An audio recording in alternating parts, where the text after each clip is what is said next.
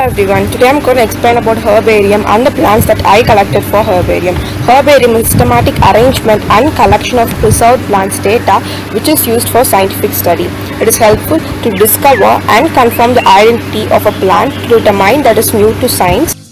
So, herbarium is very helpful. Herbarium was first introduced by Joseph Pitton.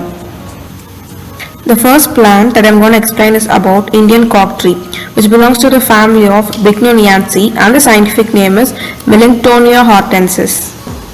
Next is West Indian jasmine, which belongs to the family of Rubiaceae and the scientific name is Ixora. The Spanish cherry belongs to the family of Sapotaceae and the scientific name is Mimosopus elingi. It's a neem which belongs to the family of Melaceae and the scientific name is Asadidachta indica.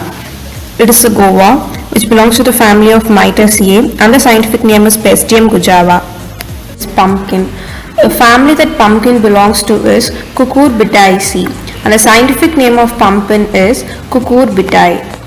The next plant that I'm going to explain is about pomegranate.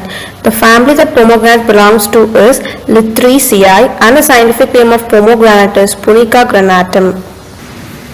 This plant is a henna which belongs to the family of Lithaceae and the scientific name of henna is Lawsonia internis.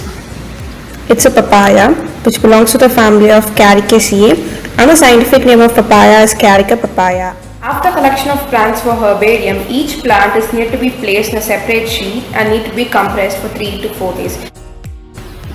After 3 to 4 days, the plants are completely flattened and compressed. The objective of pressing plant is to extract moisture in shortest period of time and to flatten the plants so that they can be easily stored. A professional plant stress is made up of standard maximum size biological specimens to be filled in a particular herbarium. There are 94 herbariums in India and 1,775 botanical gardens all over the world. The botanical gardens is also called as living herbaria. The normal procedure for herbarium is collection, preparation, pressing, mounting and identification. Herbarium helps to maintain the research of both fundamental and applied aspects and to assist students and scholars for collection and easy identification. I am going to show my herbarium seeds. I have collected totally 5 herbarium plants, and the first one is rose, scientific name is Rosa.